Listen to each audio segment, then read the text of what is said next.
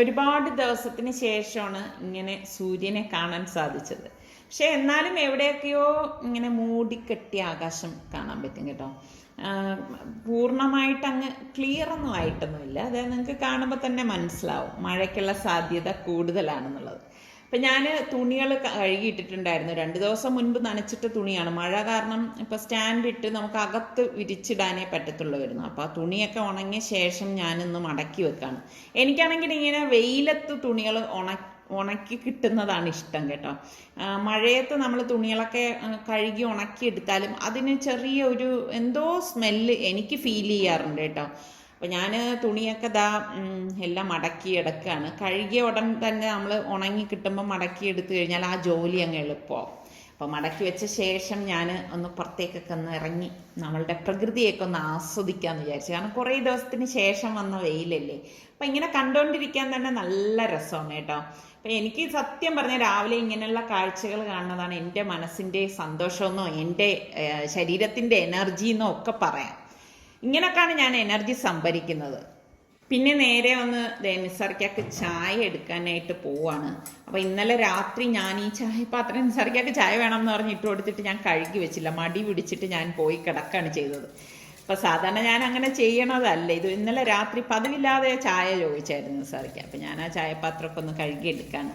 അപ്പം ചായ രാവിലെ കുടിക്കണ ആ ഒരു സുഖമൊന്ന് വേറെ തന്നെയല്ലേ. നിസാർക്കുള്ള ചായ ഇട്ടത് കൊടുക്കാണ്. ഞാൻ പരമാവധി ഇങ്ങനെ രാവിലെ എഴുന്നേറ്റുടൻ ഒരുപാട് ജോലികളിലൊന്നും അങ്ങനെ ഏർപ്പെടത്തില്ല കേട്ടോ. കാരണം കുറച്ച് നേരമൊക്കെ ഞാൻ റിലാക്സ് ചെയ്ത് എൻ്റെ മനസ്സിനെയൊക്കെ ഒന്ന് സന്തോഷപ്പെടുത്തിയൊക്കെ നടന്ന ശേഷം മാത്രമേ ഞാൻ എൻ്റെ ജോലികളിലൊക്കെ പോകത്തുള്ളൂ. ഇത് കണ്ടോ റോസ. അപ്പം നിങ്ങളിൽ കുറേ പേര് എൻ്റെ അടുത്ത് പറഞ്ഞില്ലേ ഇതിൻ്റെ ആ അറ്റം, അതായത് തുമ്പൊന്ന് കട്ട് ചെയ്ത് വിട്ട് കഴിഞ്ഞാൽ നല്ല തിളിർത്ത് വരും എന്ന്. അത് ശരി തന്നെയാണ് കേട്ടോ. ഞാൻ അതിൻ്റെ അറ്റം ഇതുപോലെ കട്ട് ചെയ്ത് വിട്ടതാണ്. ഇപ്പം തളിര് വന്നിരിക്കുന്നത്. ഇത് കണ്ടപ്പോൾ എനിക്ക് ഭയങ്കര സന്തോഷം തോന്നി കേട്ടോ. അപ്പം ഞാൻ വിചാരിക്കുന്നത് ഇനി മറ്റു ചെടികളും ഇതുപോലെ തന്നെ ഒന്ന് കട്ട് ചെയ്ത് വിടാമെന്ന്. അതാ പുതിയ തളിരാണിത്. പിന്നെ ഞാൻ ഇന്നലെ രാത്രി ഇഡ്ഡലിക്ക് വേണ്ടിയിട്ട് അരച്ചു വെച്ചിട്ടുണ്ടായിരുന്നു കേട്ടോ. അപ്പോൾ മാവൊക്കെ പൊങ്ങി വന്നിട്ടുണ്ട് കണ്ടോ. നല്ല പരുവത്തിന് റെഡിയായി വന്നിരിക്കുകയാണ്. ഞാനിങ്ങനെയാണ് ഇഡ്ഡലിക്കൊക്കെ അരച്ച് വെച്ചാലും ദോശയ്ക്കും ഞാൻ ഇതിൽ നിന്ന് തന്നെ എടുക്കുന്നത് കേട്ടോ. പിന്നെ കടല വെള്ളത്തിൽ കുതിർക്കാൻ ഇട്ട് വെച്ചിട്ടുണ്ടായിരുന്നു. കടലയും ഇവിടെ കുതിർന്ന് വന്നിട്ടുണ്ട്. അപ്പം ഇന്നിപ്പം ഇഡ്ഡലിയും കടലക്കറിയാണ് കേട്ടോ. അപ്പം കടല ഞാൻ പ്രഷർ കുക്കറിലേക്ക് ഇട്ട ശേഷം കുറച്ചധികം വെള്ളം ഒഴിച്ച് 1/2 ടീസ്പൂൺ മഞ്ഞൾപ്പൊടിയും പാകത്തിനുള്ള ഉപ്പും ഇട്ട് അതൊന്ന് വേവിച്ചെടുക്കും. ഞാനൊരു 4-5 വിസിൽ വരെ കടല വേവിച്ചെടുക്കും. കറുത്ത കടല ആയതുകൊണ്ടാണ് ഒരു 5 വിസിൽ വരെയൊക്കെ വേവിച്ചെടുക്കുന്നത്. അപ്പോൾ നമ്മളുടെ ഇഡ്ഡലി പാത്രത്തിലേക്ക് ഞാൻ എണ്ണ തടവി എടുത്തിട്ടുണ്ട്. ഞാൻ എപ്പോഴും പറയത്തില്ല, എൻ്റെ ഇഡ്ഡലി തട്ട് കുറച്ച് വലിപ്പമുള്ള തട്ടായതുകൊണ്ട് നമ്മളിവിടെ അംഗങ്ങൾ കൂടുതലും അല്ലേ. അപ്പോൾ നമുക്ക് ഈ ഒരൊറ്റ ബാച്ചിൽ തന്നെ നമുക്ക് ഇഡ്ഡലി തയ്യാറാക്കി എടുക്കാൻ പറ്റും. അപ്പം ഞാൻ മാവ് ഇതുപോലെ കോരി ഒഴിച്ചിട്ട് സ്റ്റീം ചെയ്യാനായിട്ട് വെക്കാണ് കേട്ടോ. അപ്പം എനിക്ക് ഭയങ്കര ഇഷ്ടമുള്ളൊരു എൻ്റെ ഇഡ്ഡലി ചെമ്പാണിത്. അപ്പം ഞാൻ ജീരവെള്ളത്തിന് വെച്ചിട്ടുണ്ടായിരുന്നു. ഇതൊക്കെ എൻ്റെ രാവിലെയുള്ള പതിവ് ജോലികൾ തന്നെയാണ് കേട്ടോ. ഇതിലൊന്നും ഒരു മാറ്റവും ഇല്ല. ഇതുപോലെ വെള്ളം തിളപ്പിക്കലും പിന്നെ പലഹാരം ഉണ്ടാക്കുന്നതിൽ മാത്രം എന്തെങ്കിലുമൊക്കെ മാറ്റം വരും. അപ്പോൾ ഇഡ്ഡലി പെട്ടെന്ന് തന്നെ റെഡിയായി കിട്ടും. റെഡിയാകുമ്പോഴേക്ക് ഞാൻ ഇതിൽ നിന്ന് മാറ്റുവാണ്. പക്ഷേ നമ്മൾ ഇഡ്ഡലി റെഡിയായി കഴിഞ്ഞാൽ ഇഡ്ഡലി ചെമ്പിൽ വച്ചേക്കരുത് കേട്ടോ. അതങ്ങ് മാറ്റി തണുത്ത ശേഷം എടുക്കാവും. കടലക്കറിക്ക് വേണ്ടിയിട്ട് ഇരുമ്പിച്ചട്ടിയിലേക്ക് തേങ്ങയും കുറച്ച് ഇഞ്ചിയും ചുവന്നുള്ളിയും കൂടി അരിഞ്ഞിടണേ. ഇത് എൻ്റെ പുതിയ ന്യൂട്രിയോൻ്റെ കാസ്റ്റ് അയൺ കടായിയാണ് കേട്ടോ. കണ്ടോ നല്ല ഗ്ലേസിങ് ഉള്ളതാണ്. അതായത് പ്രീ സീസൺഡാണ്. ഇതിലേക്ക് നമുക്ക് 1 ടീസ്പൂണ് കുരുമുളകും 1 ടീസ്പൂണ് പെരിഞ്ജീരകം, വലിയ ജീരകം ഇട്ടൊന്ന് വറുത്ത് കൊടുക്കാം. അപ്പോൾ ഈ cast iron kadai pre seasoned ആയതുകൊണ്ട് തന്നെ നമുക്ക് നല്ല സ്മൂത്താണ് കേട്ടോ. അപ്പം ഇവിടെ കടല റെഡിയാവുന്നുണ്ട്. ഇതിലേക്ക് ഞാൻ 1/2 ടീസ്പൂൺ മഞ്ഞൾപ്പൊടി, 2.5 ടേബിൾ സ്പൂൺ മല്ലിപ്പൊടി, 2.5 ടേബിൾ സ്പൂൺ കാശ്മീരി ചില്ലി പൗഡറും കൂടി ഇട്ടിട്ട് ഇതുപോലെ ഒന്ന് വറുത്ത് കൊടുക്കും. അതൊന്ന് വറുത്ത് കൊടുത്ത ശേഷം 1 ടീസ്പൂണോളം വറുത്ത് പൊടിച്ച മസാലപ്പൊടി, ഗരം മസാലപ്പൊടിയും കൂടി ഇട്ടിട്ടൊന്ന് റോസ്റ്റ് ചെയ്തെടുക്കുകയാണ് കേട്ടോ. അപ്പോൾ ഈ കാസ്റ്റ് അയൺ കടായി നിങ്ങൾക്ക് ആർക്കെങ്കിലും ആവശ്യമാണെങ്കിൽ ഞാൻ ലിങ്ക് പിൻഡ് കമൻ്റായിട്ട് ഇടാം കേട്ടോ. നല്ല കടായിയാണ്. അപ്പോൾ ഞാൻ ആ കടായിൽ നിന്ന് ഇതെല്ലാം മാറ്റുവാണ്. കാരണം ഇത് കാസ്റ്റ് അയൺ ആയതുകൊണ്ട് തന്നെ നമ്മൾ അതിൽ വെച്ചിരുന്നാൽ ചൂട് പെട്ടെന്ന് നിന്നിട്ട് കരിഞ്ഞു പോകാൻ സാധ്യത കൂടുതലാണ്. അപ്പോൾ ഇഡ്ഡലി റെഡി ആയപ്പോഴേക്ക് ഞാൻ എന്താ ഒരു സ്പൂൺ കൊണ്ട് ഒന്ന് ഇളക്കിയെടുക്കുകയാണ്. കാരണം സുൽത്താൻ ഇന്ന് ജോലി നേരത്തെ തുടങ്ങും എന്ന് പറഞ്ഞപ്പോൾ അതിന് മുൻപ് അവനുള്ള ആഹാരം കൊടുക്കണം. അപ്പം നല്ലതുപോലെ ഒന്ന് തണുക്കാൻ നിൽക്കണില്ല. നല്ലതുപോലെ തണുത്ത് കഴിഞ്ഞാൽ ഈസി ആയിട്ട് നമുക്കതിൽ നിന്ന് ഇളക്കിയെടുക്കാനും സാധിക്കുമായിരുന്നു.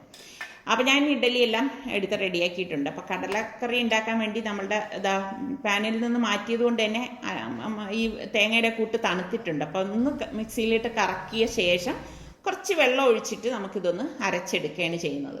ഞാനങ്ങ് ഒരുപാട് മഷി പോലെയൊന്നും അരച്ചെടുക്കത്തില്ല. ഈ ഒരു പരുവത്തിനെ അരച്ചെടുക്കാറുള്ളൂ കേട്ടോ. എന്നിട്ട് ഇതേ നമ്മളുടെ കടായിയിലേക്ക്, അതായത് കാസ്റ്റ് അയൺ കടായിയിലേക്ക് തന്നെ ഈ അരപ്പും പിന്നെ വെള്ളവും പിന്നെ ബാക്കി ബാച്ചിരുന്നതും കൂടി അരച്ചിട്ട് ഇതുപോലെ ഒഴിച്ചിട്ട് ഒന്ന് ഇളക്കി കൊടുക്കും. അപ്പം നമുക്ക് എത്രയാണോ ലൂസ് വേണ്ടത് അതിനനുസരിച്ച് വെള്ളം ഒഴിച്ചു കൊടുത്താൽ മതി കേട്ടോ. അപ്പം ഈ സമയം തന്നെ ഞാനത് അടുത്തുള്ള കുക്കറിലെ സ്റ്റീം പോയപ്പോഴേക്കൊന്ന് ഓപ്പൺ ചെയ്യാണ്. അപ്പോൾ നോക്കിക്കേ, കടലയൊക്കെ പാകത്തിന് വെന്ത് വന്നിട്ടുണ്ട് കേട്ടോ. അപ്പോൾ കറുത്ത കടല ആയതുകൊണ്ടാണ് കുറച്ച് നേരം വേകേണ്ടി വരുന്നത്. അപ്പം ഞാൻ അത് ചാറോടുകൂടി തന്നെ ഇതിലേക്ക് ഒഴിച്ചു കൊടുക്കുകയാണ്.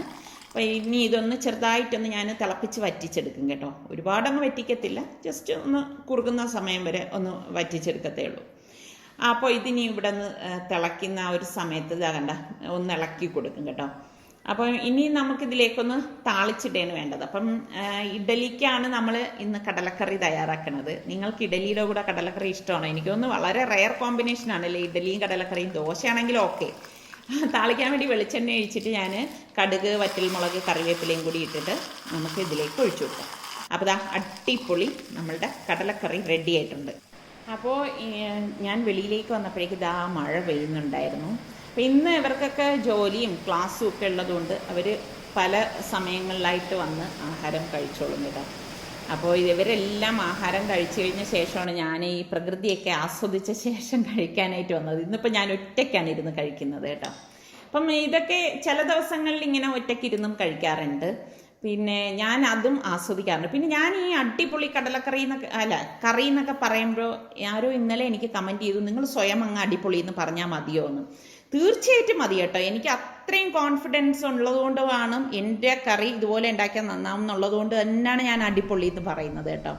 അതിലൊരു തെറ്റുമില്ല എന്നാണ് ഞാൻ വിശ്വസിക്കുന്നത്. അപ്പോൾ കണ്ടോ, കഴിച്ചിട്ടൊക്കെ വന്നപ്പോഴേക്കും മഴ മാറിയിട്ട് ചെറിയ വെയിൽ വന്നു. പിന്നെ എനിക്ക് ഞാൻ പറഞ്ഞ മാതിരി കുറച്ച് പണിയൊക്കെ ഉണ്ടായിരുന്നു. അതൊക്കെ കഴിഞ്ഞ് വന്ന ശേഷം ഞാൻ ഉച്ചത്തേക്ക് വേണ്ടിയിട്ട് ഉണ്ടാക്കുകയാണ്. കാരണം ഇന്നൊന്നാമത് വെള്ളിയാഴ്ചയാണ്. അപ്പോൾ ഇവർ പള്ളി കഴിഞ്ഞ് വന്നുടൻ തന്നെ ആഹാരം കൊടുക്കണമല്ലോ. അപ്പോൾ ഞാൻ നമ്മളുടെ റൈസ് കഴുകിയിട്ട് ഒന്ന് കുതിരാനായിട്ട് വെക്കുവാണ്. അപ്പം ഞാൻ വിചാരിച്ചു ഇന്നൊരു വ്യത്യസ്തമായിട്ടുള്ള ഒരു റൈസ് തയ്യാറാക്കാമെന്ന്. എന്തെങ്കിലുമൊക്കെ വ്യത്യസ്തത വേണ്ടേ? വെളിയിൽ നല്ല കാറ്റടിക്കുന്നുണ്ട് കേട്ടോ. അപ്പോൾ കുറച്ച് ബീഫ് ഇവിടെ ഇരിപ്പുണ്ടായിരുന്നു. അപ്പം ഞാൻ ബീഫ് കഴുകി എടുത്തിട്ട് ഞാൻ വിചാരിച്ചു ഇന്നിപ്പോൾ ബീഫ് റോസ്റ്റും ഉണ്ടാക്കാം, ഈ സ്പെഷ്യൽ റൈസും തയ്യാറാക്കാം. അപ്പം ബീഫിലേക്ക് ഇഞ്ചി വെളുത്തുള്ളി പേസ്റ്റും 1/2 ടീസ്പൂൺ മഞ്ഞൾപ്പൊടിയും ഏകദേശം ഒരു 4 ടീസ്പൂണോളം കാശ്മീരി ചില്ലി പൗഡർ ഞാൻ ഇട്ട് കൊടുക്കുകയാണ്. ഞാൻ എപ്പോഴും പറയത്തില്ലേ, കാശ്മീരി ചില്ലി പൗഡർ മാത്രമാണ് യൂസ് ചെയ്യുന്നത്. പിന്നെ നമുക്ക് വേണ്ടത് മല്ലിപ്പൊടിയാണ്. മല്ലിപ്പൊടി ഒരു 3 ടീസ്പൂണോളം ഇട്ട് കൊടുക്കും. പിന്നെ 1 ടീസ്പൂൺ ഗരം മസാലപ്പൊടി, പാകത്തിനുള്ള ഉപ്പ്. സാധാരണ ഞാൻ ഇതിലേക്ക് കുരുമുളകും ഇടും. ഇന്നിപ്പോൾ എൻ്റെ കയ്യിൽ കുരുമുളക് പൊടിച്ചതില്ലായിരുന്നു കേട്ടോ. അപ്പം ഞാൻ ഒരു സവാളയും തക്കാളിയും പച്ചമുളകും കറിവേപ്പിലയും കൂടി കട്ട് ചെയ്തത് ഇതിലേക്ക് ഇട്ടിട്ട് കൈകൊണ്ട് നന്നായിട്ടൊന്ന് മിക്സ് ചെയ്ത് കൊടുക്കും. അപ്പം ഞാൻ എളുപ്പത്തിന് നമുക്ക് വേണമെങ്കിൽ കുരുമുളക് പൊടിച്ചിടാം, പക്ഷെ ഞാനൊന്ന് റോസ്റ്റ് ചെയ്തിട്ടാണ് ഈ കുരുമുളക് ഉലുവയൊക്കെ ഒന്ന് പൊടിച്ചെടുക്കണത്. അപ്പം ഞാൻ വിചാരിച്ചു ഇനിയിപ്പോൾ ഇതൊക്കെ കഴിഞ്ഞിട്ട് അതൊക്കെ ഒന്ന് പൊടിച്ചെടുത്ത് വെക്കണം. അപ്പോൾ ഞാൻ പ്രഷർ കുക്കർ അടച്ചിട്ട് ഒരു 4 വിസിൽ വരെയാണ് ബീഫൊക്കെ ഞാൻ വേവിച്ചെടുക്കുന്നത് കേട്ടോ. ഇതേ സമയം തന്നെ ഞാൻ മറ്റൊരു പാനിലേക്ക് കുറച്ചധികം വെള്ളവും പാകത്തിനുള്ളത് ഉപ്പും ഇട്ടിട്ടുണ്ട്. വെള്ളം ഇതുപോലെ വെട്ടി തിളയ്ക്കണം കേട്ടോ. വെട്ടി തിളച്ച ശേഷം ഞാൻ ഇതിലേക്ക് ഇഞ്ചി വെളുത്തുള്ളി പേസ്റ്റ്, ബേ ലീഫ്, പച്ചമുളക്, പിന്നെ കറുവാപ്പട്ട, ജാതിപത്രി, ഏലക്കായ, കറുത്ത ലെമൺ, ബ്ലാക്ക് ലെമൺ, പിന്നെ പെരിഞ്ജീരകം, കുരുമുളക് ഇത്രയും കൂടിയിട്ട് ഇതിലേക്ക് ഇട്ടുകൊണ്ട്, അതായത് ഹോൾ ഗരം മസാലയാണേ. അപ്പം നിങ്ങൾക്ക് എത്രയാണോ വേണ്ടത് അതിനനുസരിച്ച് ഇട്ട് കൊടുത്താൽ മതി. അപ്പോൾ ഞാൻ ഇട്ടിട്ട് ഞാൻ നോക്കുമ്പോഴേക്ക് ക്ലൈമറ്റ് ഇങ്ങനെ മാറിക്കൊണ്ടേ ഇരിക്കുകയാണ്. ഞാനിങ്ങനെയൊക്കെ ഇടയ്ക്കിടയ്ക്ക് ഇങ്ങനെ നോക്കിക്കൊണ്ടിരിക്കും കേട്ടോ. നല്ല രസമാണ് ഇങ്ങനെ കണ്ടുകൊണ്ടിരിക്കാൻ. എന്നിട്ട് ഇതുപോലെ ഇളക്കിയ ശേഷം നമ്മളിതിലേക്ക് കഴുകി ഊറ്റി വെച്ചിരിക്കുന്ന അരി ഇട്ട് കൊടുക്കുകയാണ്. അപ്പം നമ്മൾ ഇത് കുതിർത്ത് ഞാനൊരു അരമണിക്കൂറോളം അരി കുതിർത്തിട്ടുണ്ടായിരുന്നു കേട്ടോ. എന്നിട്ടാണ് ഇപ്പം ഇതിലേക്ക് ഊറ്റിയിട്ട് ഇട്ട് കൊടുക്കണത്. അപ്പം ഇതിപ്പം ഞാൻ പോസ്റ്റ്മാൻ്റെ റൈസാണ് എടുത്തിരിക്കുന്നത്. അത് കുറച്ച് വലിപ്പമുള്ള റൈസാണ് ഇത് കേട്ടോ. പിന്നെ ഒരു വലിയ ക്യാരറ്റും ഒരു വലിയ ബീട്രൂട്ടും ഗ്രേറ്റ് ചെയ്തത് ഞാൻ ഇതിലേക്ക് ഇട്ട് കൊടുക്കുകയാണ്. ഇട്ട് കൊടുത്തിട്ട് ഇത് നന്നായിട്ട് ഇളക്കി കൊടുക്കാം. അപ്പോൾ ആദ്യം ആയതുകൊണ്ടാണ് ഇതിന് ഈ ഒരു റെഡ് കളർ വരുന്നത്. ഇനി ഞാനിത് കാണിച്ചു തരാമേ. 3 ടീസ്പൂണോളം ബിരിയാണി മസാലപ്പൊടി ഇതിലേക്ക് ഇട്ട് കൊടുക്കും. നിങ്ങൾ വാങ്ങിക്കുന്നത് ഏത് പൊടി വേണമെങ്കിലും ഉപയോഗിക്കാം. ഞാനിപ്പോൾ വീട്ടിൽ തന്നെ റെഡിയാക്കിയ ബിരിയാണി മസാലപ്പൊടിയാണ് ഞാൻ ഇതിലേക്ക് ചേർത്ത് കൊടുത്തിരിക്കുന്നത്. അപ്പോഴേക്ക് ഞാൻ നോക്കുമ്പോൾ ഇവർ പള്ളി കഴിഞ്ഞ്, വെള്ളിയാഴ്ചയല്ലേ, പള്ളി കഴിഞ്ഞ് ഇതാ എത്തിയിരിക്കുകയാണ്. എത്തുമ്പോഴേക്കും നിസാറിക്ക കാറ് കയറ്റുന്നതിൻ്റെ ഇടയ്ക്ക് തന്നെ ദേ മഴ പെയ്യുന്നുണ്ട് കേട്ടോ. അപ്പോൾ ഇങ്ങനെ ഞാൻ പറഞ്ഞില്ലേ, ഭാഗ്യം കൊണ്ട് ഇവരിപ്പം കറിയിൽ നിന്ന് ഇറങ്ങി വന്നപ്പോഴേക്ക് മഴയില്ലായിരുന്നു. പെട്ടെന്നാണ് ഇതാ മഴ പെയ്യുന്നത്. അപ്പോൾ ഇന്നത്തെ ദിവസം മൊത്തം ഈ പറഞ്ഞ മാതിരി ഇന്നൊന്നത് കാർത്തികയാണ്. അപ്പം വിളക്കൊക്കെ എല്ലാവരും വീടിൻ്റെ ഫ്രണ്ടിലൊക്കെ വയ്ക്കുന്ന ദിവസമാണ്. അപ്പോൾ ഈ മഴയൊക്കെ ആണെങ്കിൽ എങ്ങനെയാണെന്നൊന്നും എനിക്കറിയത്തില്ല. നമ്മളുടെ ഇന്ദിരാനാറിലാണെങ്കിൽ വീടിന് ചുറ്റും എല്ലാവരും വെക്കുന്ന ഒരു സമയമാണ്. ഇവിടെ വന്നിട്ട് ഇവിടെ എത്ര വീട്ടിൽ വെക്കുന്നൊന്നും എനിക്കറിയത്തില്ല കേട്ടോ, കണ്ടാലേ അറിയാവൂ. അപ്പം ഞാൻ അടുക്കളയിലേക്ക് വന്നപ്പോഴേക്ക് റൈസ് റെഡി ആയിട്ടുണ്ട്. അപ്പം ഞാൻ ഇതൊന്ന് ഊറ്റിയെടുക്കുകയാണ് കേട്ടോ. ഇപ്പം കണ്ട റൈസിൻ്റെ കളറൊക്കെ മാറി നല്ലൊരു ഓറഞ്ച് കളറാണ് വന്നിരിക്കുന്നത്. അപ്പം ഇത് ഈ വലിയ റൈസ് ആയതുകൊണ്ടാണ് ഞാൻ ഊറ്റിയെടുത്തത്. നിങ്ങൾക്ക് കനം കുറഞ്ഞ റൈസാണ് എടുക്കണമെങ്കിൽ വറ്റിച്ചെടുത്താലും മതി.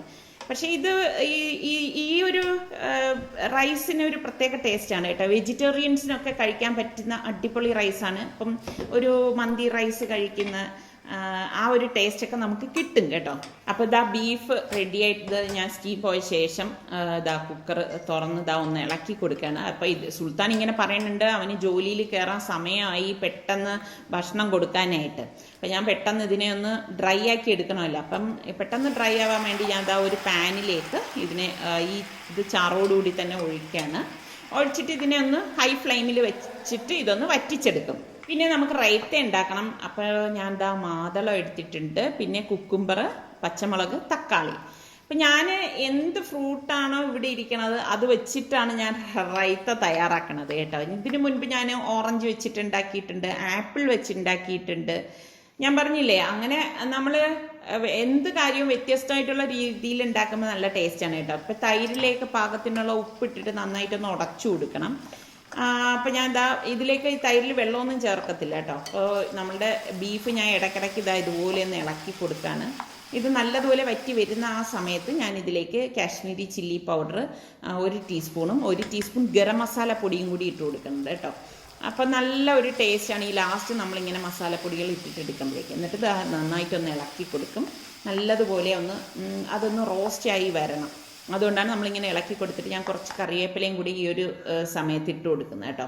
അപ്പോൾ നല്ല മണമാണ് നമ്മൾ ഈ ലാസ്റ്റ് സ്റ്റേജിൽ നമ്മൾ ഇതൊക്കെ ചേർക്കുമ്പോഴേക്ക്. അപ്പം നിങ്ങൾ ട്രൈ ചെയ്യാത്തവരുണ്ടെങ്കിൽ ട്രൈ ചെയ്ത് നോക്കണേ. അപ്പം നമ്മളുടെ ഈ തൈരിലേക്ക് ഞാൻ ഈ കട്ട് ചെയ്ത് വെച്ചിരിക്കുന്ന വെജിറ്റബിൾസ് എല്ലാം ഇട്ട് കൊടുക്കുകയാണ്. പിന്നെ മാതളം ഇളക്കിയതും ഫുള്ളായിട്ട് ഇതിലേക്ക് ഇട്ട് കൊടുക്കും. ഇതൊക്കെ ഇട്ടിട്ട് നമ്മൾ ഉണ്ടാക്കിയെടുക്കുമ്പോൾ കഴിക്കാനും നല്ല ടേസ്റ്റാണ്, കാണാനും നല്ല ഭംഗിയാണ്. നമ്മൾ ഏതൊരു ആഹാരം ഉണ്ടാക്കുമ്പോഴും അത് സെർവ് ചെയ്യുന്ന സമയത്ത് നമ്മൾ കാണാനും നല്ല ഭംഗിയായിരിക്കണം, അതുപോലെ തന്നെ കഴിക്കാൻ നല്ല ടേസ്റ്റി ആയിരിക്കണം എന്ന് വിശ്വസിക്കുന്ന ഒരാളാണ് ഞാൻ കേട്ടോ.